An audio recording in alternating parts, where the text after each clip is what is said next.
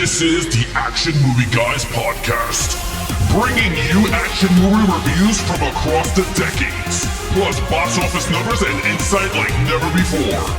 And now, your hosts of the Action Movie Guys podcast, Alex and Nate. Welcome, everyone, to a brand new episode of the Action Movie Guys podcast, episode 89. Now we're starting the Daniel Craig Bond era all the way up to the No Time to Die in October 8th, I believe. Ooh. That's the time. But I'm your host, Alex Figueroa. My co-host is Nate from Netflix Reviews. All right, Nate, how long has it been since you've seen Casino Royale from 2006? Okay, so I've seen Casino Royale a few times. I saw this in the theater, 2006. And then I bought it on widescreen DVD. I specifically remember I went to Circuit City. They had a full screen version and a widescreen version. I bought my widescreen DVD. Then I upgraded to Blu-ray around 2009-ish because it was an early Blu-ray. And then I haven't watched it in, I would say, at least 6 or 7 years. I've seen it maybe 4 or 5 times. So this is my first rewatch in a little while. Yeah, I always buy like the whatever edition of it. I just buy any of the Bonds. I just specifically remember getting this one widescreen DVD. Yeah, no, the crazy thing with this one, I haven't seen this one in a while. Like, I don't like to do as much rewatching of the Bond movies because I don't want to get tired of them. So this one I haven't seen like within like 2 or 3 years. So it was due for a watch, and I thought it came in a great time before the new movie dropped. No Time to Die. So with that said, we adding a new category. Now this does not add on to the categories that we do to rate the movies. We're going to be adding opening title sequence. Now we're going to talk about the name of the song, what we thought about the visuals, and if the song is actually pretty good, and the artist, Yeah, so with that said, we're going to start it off with that. But, okay, of course, for those of you that are new to the channel, we do box office numbers, Rotten Tomato scores, and then right into our movie reviews. So with that said, let's start off with the box office numbers. So with that said, Casino Royale 2006 domestic was at a $167,445 million. And then net international was $449 million, worldwide $616 million. Bond is he's an international man of mystery, like Austin Powers. You know what I'm saying? Like he's not an American character. So it's going to play well overseas, and rightly so. It made a lot of money here, and it did well. It's great. It was a big hit. Makes sense. Yeah, and then of course the crazy thing is the budget. What's the budget, Alex? Well, the budget was $150 million. Doesn't matter when you make 600 and something. That's pretty good. 660 million. No, you're absolutely right. But let's check out what the audience and the critics have to say with the Rotten Tomato scores. Nate? Well, you know what? When you hear these Rotten Tomato scores and then you hear Alex's box office total, you say, this makes a lot of sense. So critically, it has a 94%. And it is actually, spoiler alert, it is the highest rated of the Craig movies so far. We don't know the new one yet, but this one has the highest critic score, 94%. Audience score, 89. So most everyone likes this movie that has seen it. You know, I don't think any of the Brosnan movies had scores this high as far as critics, or one of them critics, I think GoldenEye had a high, but 89 from audiences is very high. So yeah, it's critically acclaimed and financially successful. Can't ask for more. Yeah, so look, again, in this channel, we're going to throw out all those critic scores. We're going to throw out all those audience scores, and we're going to give you guys our scores and movie reviews on the show, because that's what matters here on the Action Movie Guys podcast. But let's start off with the newest category, only for the Bond franchise. We're going to be starting off with the opening title sequence. We're going to give it a 1 through 5. Nate, take it over with the opening title sequence. Okay, so I'm not going to spend a ton of time. This is a quick hit new version. So one song, Chris Cornell is the singer. You Know My Name is the name of the song. All right, I'm scoring the whole thing, right? Yeah. Choice of singer, song, and sequence. I'm going to give it a 4 out of a 5. I think the choice is great. Chris Cornell is a great vocalist. He comes more from the rock world, Soundgarden, Audioslave, but he got pipes. He could sing. He's a really good singer. So great choice. Got a nice kind of gritty voice. The credit sequence itself, the song is great, by the way. It's a great song. It's like, when it starts, I was like, oh man, I remember seeing it in the theater. I was like, I like this song. And it's very memorable. Like after it's over, you can still kind of remember how it goes, you know? I do love the song. The only reason it kind of comes down a little bit is actually the credit sequence. I think it's just okay. I've seen better.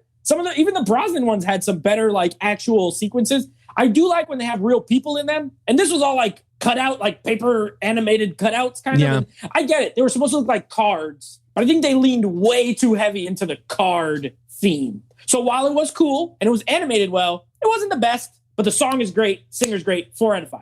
Yeah, look, I agree with you. I gave it a 4 out of 5 also. And it was the same nitpick, too. To me, I never understood why they went with that card title animation. Because if you watch all the old Bond movies, they all have naked women in it. And they're just covered in color or whatever the movie base is. The Blu-ray menu has naked women on it. Yeah. So basically, like, for those of you that do not know out there, all the females that you see in a Bond opening sequence are nude. It's just, that's the way it is. But in this one, they did not do it. They show Daniel Craig. They show Eva Green. They show everybody that's in Lashif. They show everybody inside. Made out of paper. Yeah, made out of paper cards. But look, with that said, that's my only nitpick. Also, I agree with you, Chris Cornell. It is amazing. The song is awesome also. And it has like a cool vibe to it from the older Bond movies that have like that spy twist to it. This one was a more dirty rock mixed with spy, because it does have that spy element in it, so it's just all in one. I loved it. I thought it was great. Look, 4 out of 5, 4 out of 5s with that. But let's start off our main movie review with lead character Daniel Craig as Mr. James Bond. Let's go. Daniel Craig. So this is, I will say, this is my James Bond. You know, everybody says like my James Bond is this guy, and this one has to be mine, because when we did Pierce Brosnan, I had only really seen GoldenEye and the third one years ago. I didn't even see the other two really. Like, I didn't watch them. I didn't grow up watching them. Craig, from him on, I saw every single one of his movies in the theater. So he's like the one I know best. That doesn't factor into my score. I'm just giving you some background. I give him a 5. Now, look, he's great in the role. Daniel Craig himself, great in the role. Absolutely fantastic. I love this portrayal of Bond. If every other Bond is a scalpel, Daniel Craig is like a jackhammer, as opposed to them. They're very smooth. They're very spy-y, This dude's running through walls. He's like, he is not a, M says it in a line in the movie. He's a blunt instrument. He is not your typical what you've come to see from Bond. And I think it's a welcome change. He is still those things. He's still smooth. He's great looking, gets the ladies. But he is kind of a beast in this movie, and I appreciate it. So, yeah, I love him. He did great in the action scenes. He's believable. He's just kind of like a little monster Bond, and I'm here for it. So, yeah, I love him. 5 out of 5. Yeah, look, when it comes to James Bond, I totally agree with you. I give him a 5, and it's weird because when Nate has not seen the other Bond movies, the older ones, so we're going through the eras as much as we can, because we're not going to go through all 25. I know there's people that do that. We're not doing that. We're breaking them in blocks. So he has not seen the others. To me, the other Bond that has the variation to this one, similarity, is Timothy Dalton. He was more darker in the License to Kill movie. He was very dark. I'm not going to tell you why, because that's something that you've never seen. So, never seen it. That one is a very dark Bond, pissed off Bond. You'll know why. Ooh, that's what. But this one, he is a very pissed off Bond. And what I like about this that we never got to see in the other movies is that he got his license to kill. This is a 007 movie that he starts off the movie. How he got his license to, like, his first kill, I believe is his second or third kill. His first 2 kills. Yeah, his first 2 kills. And that is, to me, what drew a lot of people and myself into the movie, is that you got to see him get his license to kill. And he's not the Bond that you knew from any other movies. This guy is a brand new Bond. He's very charismatic, like you said, very dramatic, very cold-blooded killer. Like, this guy's a cold-blooded killer. Like, he kills someone and he's drinking martinis and eating like if nothing ever happened. And I like that. He falls in love. His armor starts to rip apart. And I think that's where more of the conflict is. But that's more storyline. In terms of Daniel Craig, I think he embodied Bond. At first, I did not like him. I agree. I was like, this dude is not Bond. He doesn't even look good. From the Pierce Brosnan era, that guy is Bond. Like, everyone sees like cute, handsome, whatever you want to call it. He grew on me, and I'm loving him. So, with that said, I gave him a 5. Main villain, Lashif. All right. So here's where I don't know. I know Alex is a Bond fanatic. Right. I'm not. So I think this is going to be a good review for everybody, because maybe you're more like me, who's like seen them, a few of them, and Alex is a professional Bond watcher. He knows crap I don't even know, to be honest with you. I don't know Easter eggs. I don't know nothing. I just watch them. All that being said, the villains. So why I said all that is I think we might start to split off a little bit on some stuff. To me, this villain's, from what I remember, I thought he was a great villain. Okay, Lashif. Yep. Watching it this time, I don't think he's a great villain. I think Mads Mikkelsen is a great actor. I think his performance is great. He looks like an amazing villain. The tear of blood, the crusty old eye, just the way he carries himself, amazing. But when you really boil it down, when I really boiled it down, and I said, what is Le Chiffre? He's an accountant, okay? He is an accountant to criminal syndicates and things like that, right? Warlords. And so he's not a boss character. He's not a real leader of any sort. He works for other people, and he just works for really bad people. He doesn't fight. The only time he gets physical is when Bond is tied up by a bunch of other tougher guys, right? And he's hitting him in the balls with that rope. So I do think he is a good villain. And you know what? I would dare say it was a good choice to have a villain like this for Craig's first outing. I don't think you start off with the best villain you could possibly get, and, because then it's going to go downhill. So as a building block, he's good. I give him a 3.5. I just don't think he's amazing. I think the performance is very good, but I think it was a smart move to have a villain like this to start with and then kind of work your way up for, lack of a better term. It's the way you view the movie, right? Again, you're not a Bond fanatic and all this stuff, so you haven't seen all the villains that he come across in all the other movies, right? I gave Le Chiffre a 4. And the reason, it's very close, a half a point up. And the reason why is because Le Chiffre was a new character. He's not.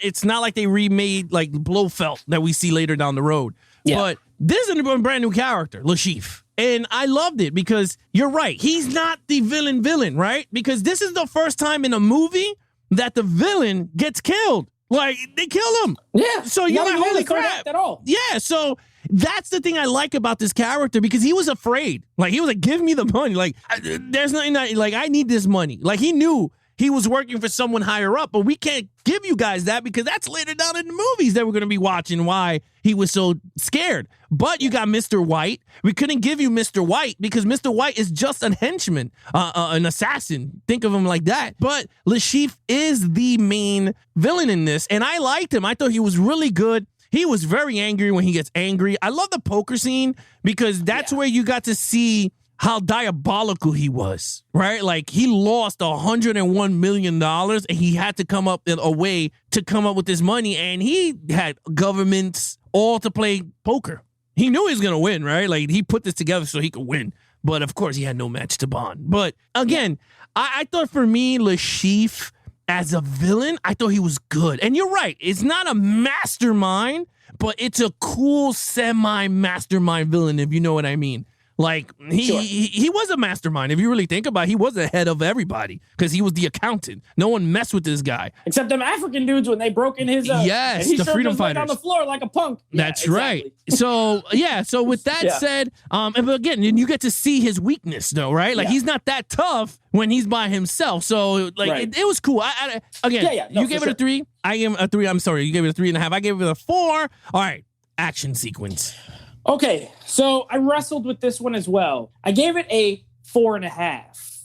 Almost a 5. And it would have gotten a 5 if... So the opening... Everyone knows Casino Royale for the parkour scene at the beginning with the bomb maker guy. Okay? That alone, that scene is probably a 5 out of 5 executed action scene. It's thrilling. You got parkour. It's kind of scary. When them dudes are dangling up on that construction equipment... It literally looks like they're going to fall off and die at any moment. It's incredible, right? And then after that, it kind of slows down a little bit. You get some more story, right? Then you have the scene in the airport. It's okay. It's a little bit more standard, right? The first action scene is a standout. The second one is a little more standard. And then from there, they're just kind of to me, they got less good as the movie went on. They blew their load on that first one, in my opinion. What should have been the biggest, best one should be the finale. They started with it. And in a way, that's great because it gets you hyped for the rest of the movie. But in another way, it kind of is a letdown because then nothing else matches up to it. Imagine if that was your first one and then the next one is better. And then if it would have went purely upward, this would have been a 5 out of 5 for me. And even with all I just said, I still gave it a 4.5 because the action is that good. The action's very well executed, very well shot. You said the budget was $150 million. Yeah. I believe it. It looks like it was $150 million. Everything looks great. There's no CGI. If there is, you can't tell. You know what I mean? Everything looks real. They freaking bury a whole house in Venice. But the rest of it after the parkour scenes, just kind of a few hand-to-hands and then some shooting. But it's very good. 4.5. Yeah. All right. So this is where I think a lot of my Bond fans are going to be, Alex, how dare you? One thing we always preach here in the action movie, guys, is quantity over quality. And the one thing I cannot go all crazy is because this is my favorite franchise. I can't indulge and just give fives all over the place. Like, I just can't.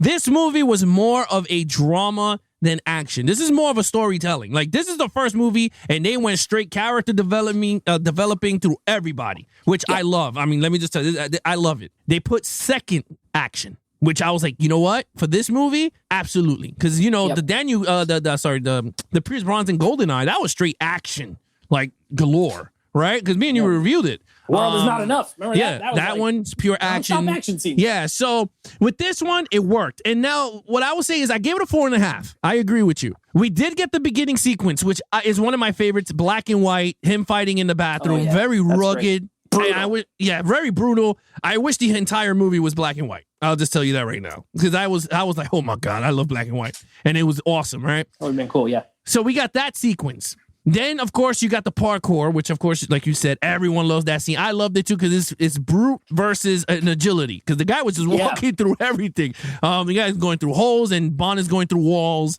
The guy is bouncing all over the place, and Bond is just breaking stuff driving to go trucks. away. Yeah, driving trucks. So, and then he goes into the embassy, and then he blows all that up to escape. So, that is awesome.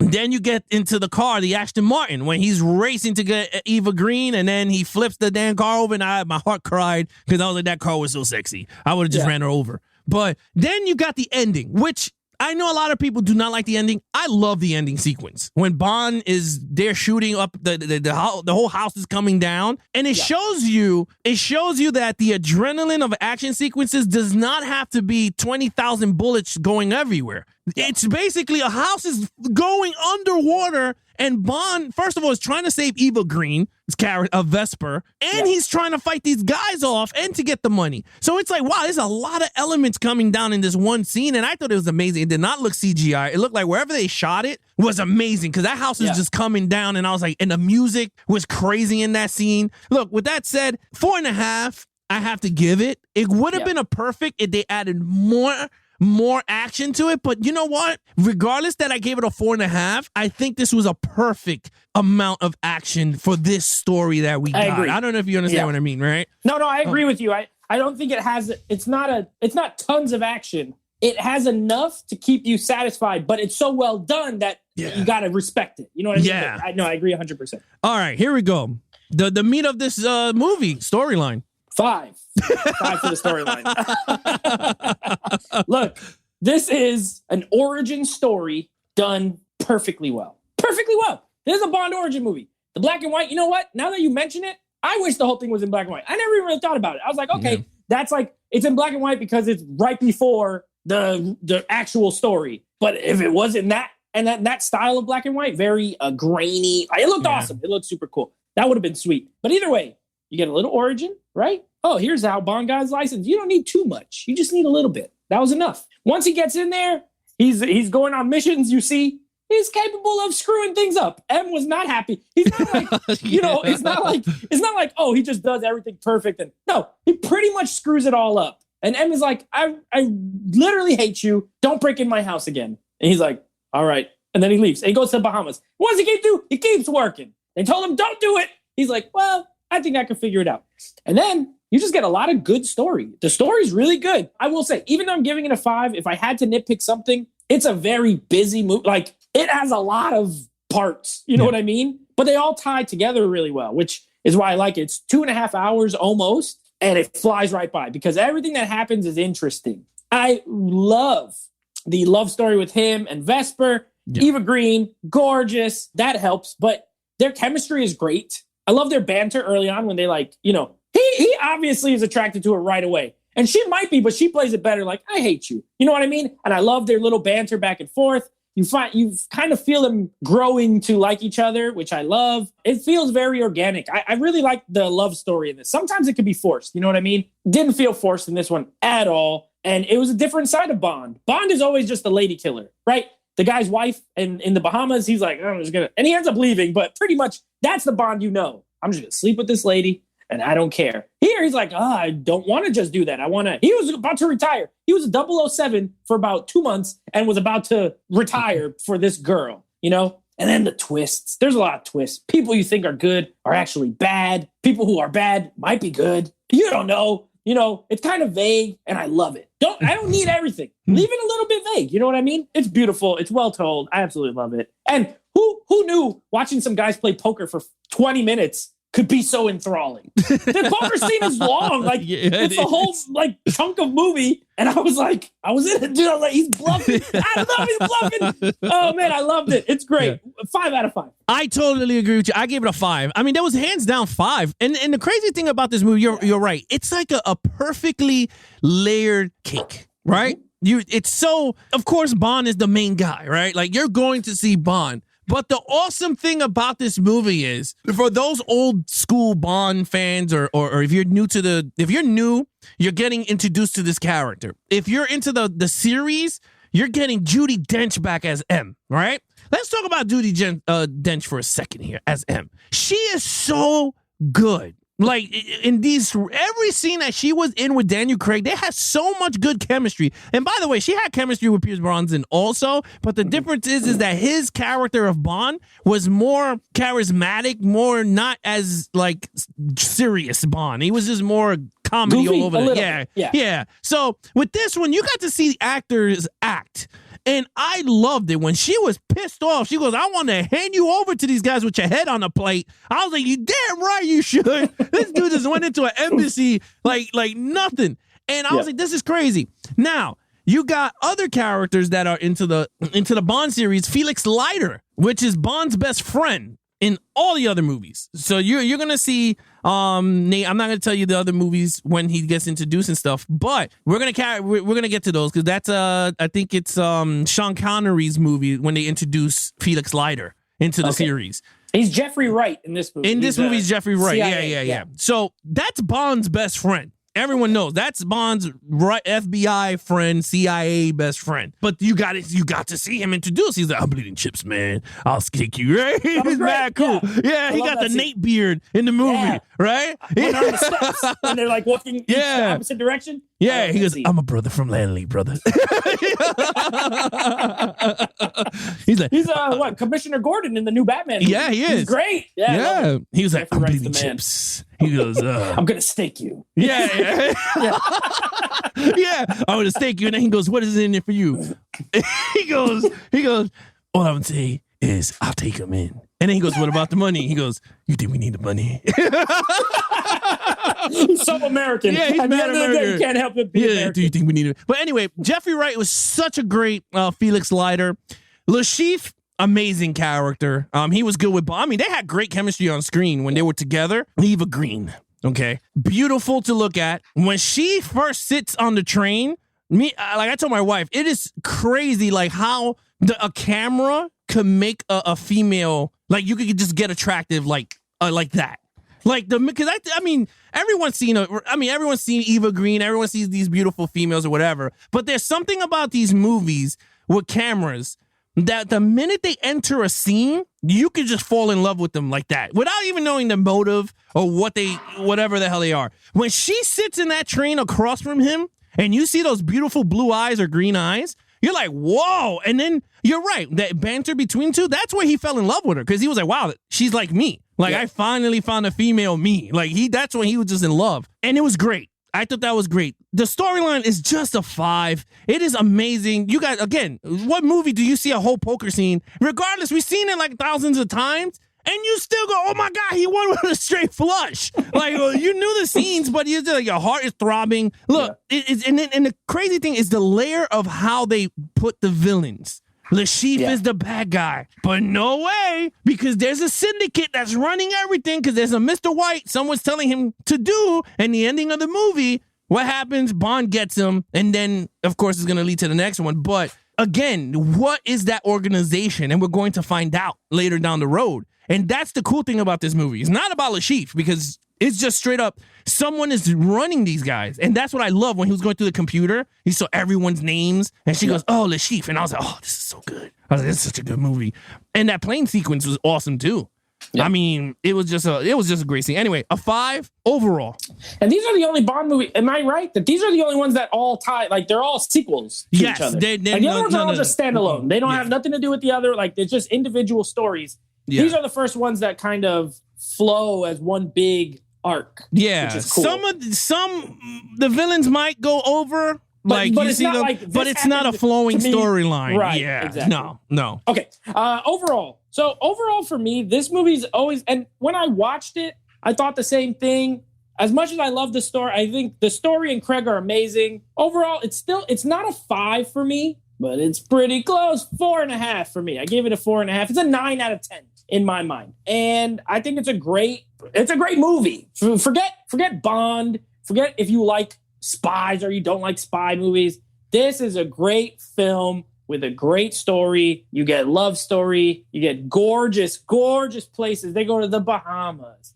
They go to Monte Carlo or something. They go, they're going to like all these really beautiful places. I think what you were talking about with Eva Green, the camera loves her. And the camera loves all these places they go. It loves the cars they drive. It's gorgeous. I love it. Everything about it looks good. Sounds good. It's well acted. It's well paced. Good action. Great story. Yeah, it's not perfect for me. There is a few things I think the flow of the narrative. There's a few things I would have done a little bit different, but I mean, it is a very structured 3 acts, right? You're in Act 1. You're in Act 2. You're in Act 3. I like it when it kind of just doesn't feel like you don't even realize it. But either way, minor nitpick. 4.5 out of 5. Look, I agree with you. I give it a 4.5. I don't think it's perfect. And I'll let you guys know right now, there is a perfect overall for me coming down the line. Ooh. I'll say that. And overall, I have a 5 out of a 5. But for this I think I might too. Yeah. We'll see. In terms of this one, I thought it was a great beginning to a franchise. I'll just say this. Martin Campbell, which did GoldenEye, did a great job. So I don't know if they're going to helm him again for another one when the new Bond comes, which they should, because the guy has a great track record with the first movie. One for every new pretty much. Person. Yeah. But I think this is a great story for anyone that wants to get into the Bond movies. If you don't want to watch the first 20 years of Bond, just catch up from the 2006 Casino Royale, because most likely the newest Bond that's going to come out after No Time to Die is going to be based off this version of 007, not the other one. So I don't want to go too crazy on this, but with that said, total points. Total points comes out to a 22.5 out of 25. We call that elite in my books. This is an elite film. It's great. It's a great film, great spy movie. If you want to call it an action movie, it falls. There's action in it. So fantastic. Love it. Yeah, look, for me, 23 out of a 25. I think it's just a perfect, to me, a semi-perfect movie in the Bond world. Perfect intro to a new Bond. Yes. I will say that much. Yes. Guaranteed. Couldn't do better. I totally agree with that. All right, Nate, what is coming up this week? Oh boy. So this week we got, so this is Casino Royale. Later this week, we're continuing on with Disaster Month with one of our patrons who selected Volcano.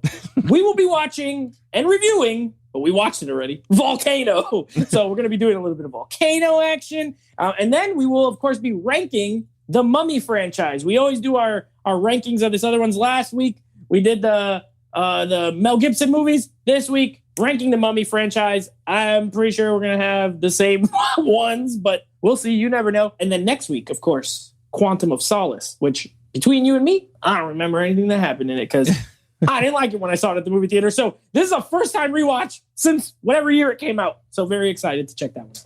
Yeah, again, guys, if you want to follow us on our social media accounts, please follow Nate over on Instagram at NateFlix Reviews. Check out the podcast with him and his friends called NateFlix Movie Reviews. Anything Action Movie Guys Podcast, please follow us on Instagram at Action Movie Guys Podcast or Levels of Geeks on Instagram. If you guys are watching us on YouTube, please subscribe to the channel to support the channel. Hit the like button if you enjoy these reviews. Hit those notification bells so every time we drop reviews, you guys will be notified. Or if we go live on Mondays at 9 p.m. starting November 1st, you guys will be notified. Till then, I'm your host, Alex Figueroa, and that is Nate from NateFlix Reviews. Be awesome to each other and geek out.